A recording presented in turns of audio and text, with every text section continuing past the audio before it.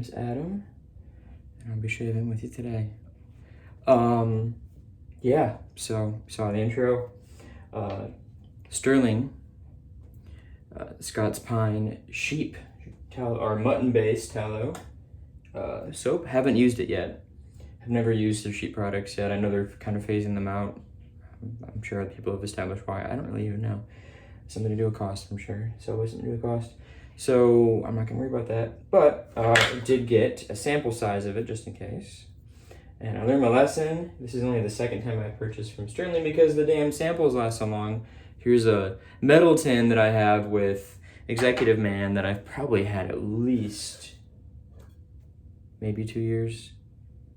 And the thing about Stirling soaps to me, they're really hard, so I feel like they beg to be work shed. So I got the plastic tub this time, so we don't have to worry about rusting and whatnot.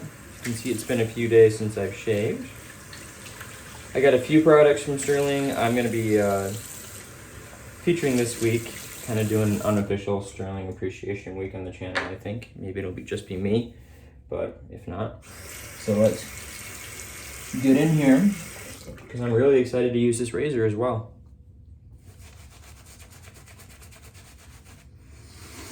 Yeah, so when they described the scent, I was looking at this electric sheep. I didn't see the regular sheep. It was probably on there and I just missed it, but we described this as just being like a nice pine scent that doesn't smell like pine sol or, you know, cleaner. And they nailed it, man. I mean, just get a little bit of that like fir tree punch at the end to make it feel like legit.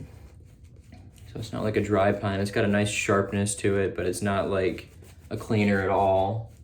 I was looking at electric sheep briefly, but they were like, this is a very interesting scent, so I decided to forgo that one for now. And I know probably won't be able to get it much longer, at least right now, but Faya swears this is like god tier worthy.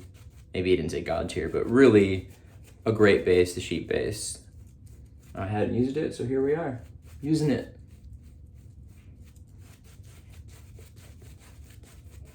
So why does Stirling deserve an appreciation week? Well, if you don't know who Stirling is, so it's a couple from Arkansas. I want to say it's Rod and Mandy. Hopefully I didn't get that wrong. It'd be embarrassing. I know it's not Rod and Randy, so I think it's Rod and Mandy. And they are in Arkansas, and they offer a great product at an affordable price. They have lots of different scents, lots of dupes. Lots of originals too, I'm sure. They're barbershop, obviously. Very polarizing. A little too much vanilla for me. It smells like going to the barbershop and having them put lay right product in your hair, maybe, which I'm not a fan of. But so still solid. So Scots Pine today. I got a couple other dupes, and we're gonna compare them to the real McCoy later in the week. But for now, I just want to get in here and we'll talk about Stirling in a minute. But if you don't mind, I'm just gonna enjoy this. So the Rex Konsul, very important razor to the channel. You know, this kind of put us on the map. We were the first video out reviewing the Konsul, Scott was. I'll link that if you actually haven't seen it. So let's get in here. I have it on 6 because I have a lot of growth, and I used the Rex on 6, and it's whatever, man.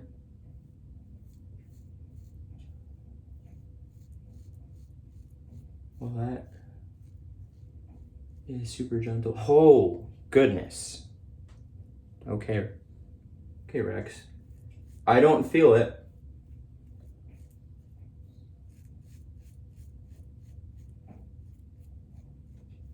Normally this amount of growth, it's at least 4 or 5 days growth, I think, for me. You get some significant pulling. Nah. So right off the bat, if you're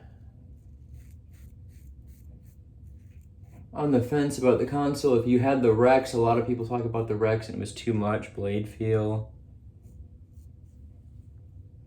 I got about here, I just flipped the razor.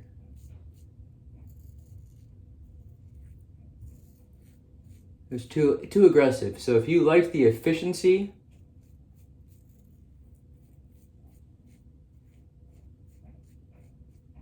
of the Ambassador, but not the feel, Konsul, for sure. I can tell you already. I haven't done, now wait till I do against the grains and everything, obviously, but so far the biggest difference initially was it was slightly more difficult to put the blade on this than the Ambassador, and you should expect that with a slant anyways. The only other slant I have in my collection right now is actually probably your great uncle, which is it's a vintage Mercure. It's a much skinnier handle. So far, the most aggressive thing about this razor is the knurling, and I love it. It's so nice. A lot of people are like, I wish I could put the Konsul knurling on an Ambassador, and it's super nice. So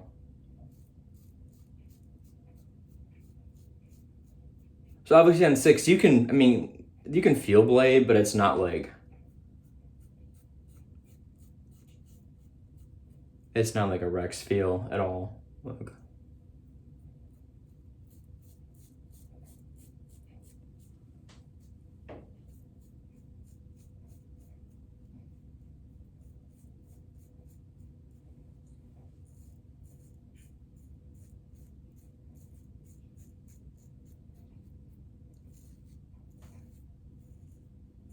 I'm just gonna enjoy this for a minute. Listen to this guy, okay? So obviously we've seen now that we are sort of doing an artisan spotlight of sorts. I was Jonathan's idea, so I was kind of waiting for him to kick it off, but then I recorded my video first, and then he finally, I don't know, he had a weird week, so he recorded, now he's posted, so I've been waiting to post this, and now we're, doing the voiceover stuff again that you guys are such a big fan of. I think it's cool, but... So I'm shaving here, obviously, with the Konsul, and I'm about to make an important discovery. Let's wait for it. Let's see. Any second now. There we go. There's recognition. Ride the guard still. All right, and we're back. So yeah, riding the guard, and I'm going to talk about it more in a second here in the video, but it just seems to be a theme with Rex razors in general. I've not used the Envoy, but it's similar to like how you want to do it with the Blackbird, and probably the Yates. You want a steeper angle as well to get what you want out of it, and that's just how it is with some of these razors, especially some of these really efficient ones. All right, so initial thoughts on the Konsul are, obviously it's a work of art. We know that. We expect that from Rex. Definitely wasn't, I'm more blade intuitive when it comes to angles. So I like to, I like blade chatter. I like to, well, maybe not blade chatter, but I like the blade to tell me what to do. And I didn't tell you, but of course, if you don't know, first use silver blue, always in a new razor for me. So I like to have the blade tell me what the angle should be. And with the Rex, now I did have pointers going in because obviously the only Sack and I are the only ones without a Rex Ambassador yet, ever, on the channel. So Ride the Guard did that. Now I don't have that intuitive blade feel going on here this time that I had with the Ambassador. So the point definitely goes to the Ambassador in that regard. I like blade feel. And not all slants are gentle. If you make the mistake of thinking that getting the Parker semi-slant is going to be a good way to ease into slants, go full slant or don't. Because honestly, that razor is a little confusing. It is definitely more aggressive than most of the other slants I've tried. Obviously the vintage Mercure, the Mercure 37C. The Parker semi-slant is a much more aggressive slant. And that being said, I don't consider it to be more efficient than the gentler slant. So slants look freaky. I know I say this in every slant video I do. They look freaky, but they're actually quite gentle. But so I decided on this side, remembered, okay, lean into the guard more, and I did get a smoother experience. So even though the blade's not there telling me how to do it in this regard, it is still like the Rex, something you should lean into the guard more when you're using it. I 100% believe that. It's probably just going to be something that's true of most Rex razors. Not use the Envoy. Don't plan to, because it's like a 3 or 3.5 setting, basically equivalent to the Rex. And I just used 6 on the Konsul and loved it. I think I'm gonna leave it there to do the rest of the shave and see how it goes. It's just a nice pine scent. So one of the most recent pine-based scent that I used from anybody was Barrister Man's Taiga. And that, for me, was just a little bit too intense. Like, bury your face in a Christmas tree. And I know they offer, like, coniferous, I think. And that's supposed to be just like you're getting held down and pummeled by trees. But this is very nice. So if you like a nice light pine scent, and really it's just a nice light scent, so it's not going to affect your shave very much. You can, you know, I don't even know what I'm going to wear in the post for this. I'm going to do it. I'm not going to tell you though. So, all right, against the grain. Yeah, make that adjustment. Oh yeah, there we go. So I don't want to say there was drag, but I was trying to figure out why it wasn't as smooth as I wanted on the first pass on this side. And I chalked it up, oh my goodness, wow, that has eliminated a lot of hair. I chalked it up to the amount of growth I had. And I was like, this is 6, so it's Rex. But it's you gotta ride the guard. There's nothing wrong with the cap. It's a nice smooth cap, obviously, but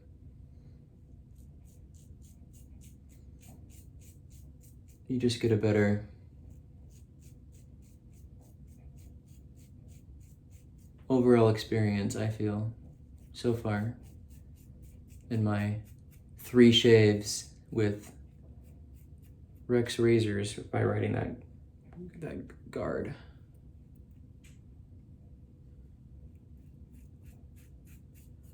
Actually, I have a little injury on my little hole that I developed this weekend in my pad of my dominant hand index finger, which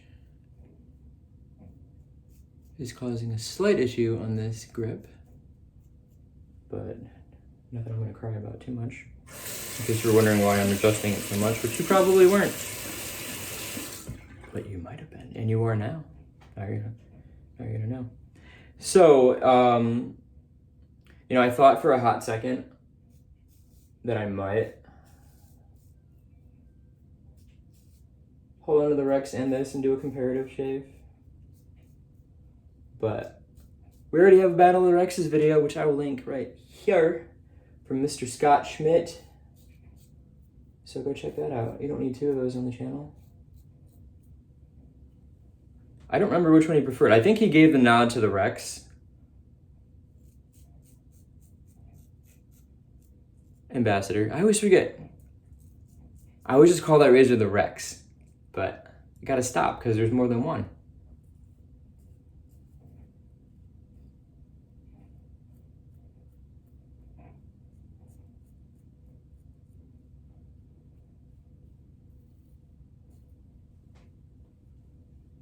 Boy, that's doing some nice work.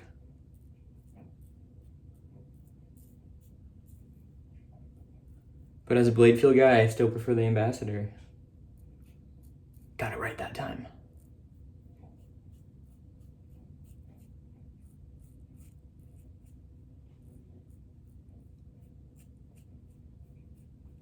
I mean, and of course, in any razor, I always feel like, for my face, and maybe this is just how it is, but you get more blade feel on across and against the grain because you're just gonna. It's just in the nature of like what you're doing.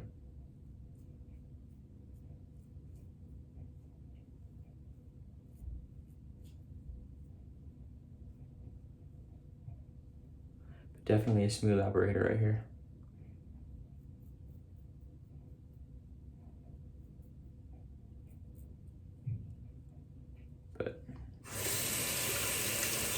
And so I'm not feeling the blade, but I'm feeling in the face feel like I'm using, you know, and Ambassador on 6. So you're still getting that same level of efficiency, just without the aggression. Which, as I think we've all kind of been hammering on in a few of our videos, especially regarding... To edit that out. What was I saying? Aggressive is a word that gets thrown around a lot in the razor community, sometimes erroneously. Some razors really are aggressive. The Ambassador can be aggressive. The Icon Tech can be aggressive. I don't think the current version of the Mule R41 is really all that aggressive, honestly. I got one little spot under my chin I want to hit again. But